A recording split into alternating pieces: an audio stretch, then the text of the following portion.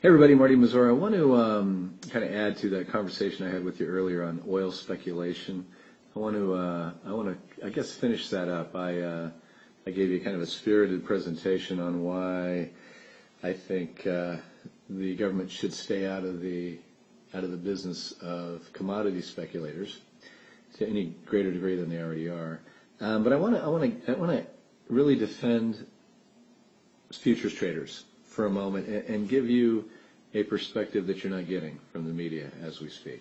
Now, remember earlier I said that in 2008, the price of a gallon of gas got down to $1.60, which was half of the price it was 2 years earlier when President Bush was playing politics and threatening oil speculators then.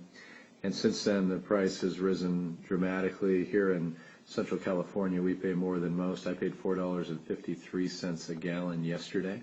Okay. Let's think back to here. Remember what was going on in 2008? Of course you do. It was the Great Recession. And during recession, demand for energy as well as a lot of things declines. Supply was whatever supply was, but demand relative to supply was declining rapidly, and it was anticipated by futures traders that it would continue. Therefore, the price of oil and the price of a gallon of gas was bid down to the point where it was to the benefit of the financially weakened consumer. Remember, we were in a recession. So traders provided the marketplace precisely with what the marketplace needed to accommodate for what people were going through. Okay, now in that context, think about the price of a gallon of gas today. What does that suggest? Well, that would suggest global economic growth. And I'm going to say particularly in the emerging markets where 85% of the world's population lives, which would be billions of people who are finding material reality, or their material realities are changing quite dramatically. And there's a growing thirst, of course, as a result, for energy. We're seeing it now, and we anticipate, if you look at where the price of a gallon of gas now trades, that's going to continue on into the future. So traders are accommodating the demand and fear over supply, of course, for, if Iran somehow disrupted travel through the Strait of Hormuz, that would hurt delivery, and that would hurt supply at a time when demand is indeed rising, therefore forcing up the price. But here's the good that it does. What does a higher price of a barrel of oil or a gallon of gas inspire oil companies to do? Ramp up production.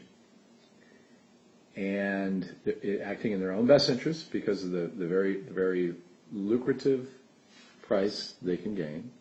They ramp up production. They want to produce as much as they possibly can at that price. Therefore, providing the necessary supply for this ever-growing demand.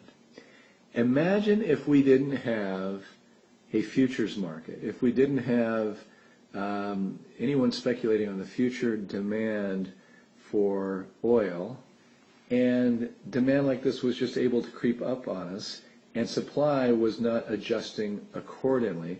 Well, you can only imagine how high the price of a gallon of gas might get in the absence of a good, efficient market like the one we have currently. Also, think of this in terms of how it also inspires alternative energy. The president wants us to, quote, double down on clean energy, or on green energy. Well, boy, what can inspire that in the private sector more than the higher price of a gallon of gas? So folks, I think that at the end of the day, when you look at what traders provided in terms of pricing during the recession, what they're providing in terms of pricing and incentive for production in the face of growing global demand, I think they are essential to the marketplace and ultimately should be left alone. Thanks for listening. Hope you have a great day, and I'll talk to you soon. Bye-bye.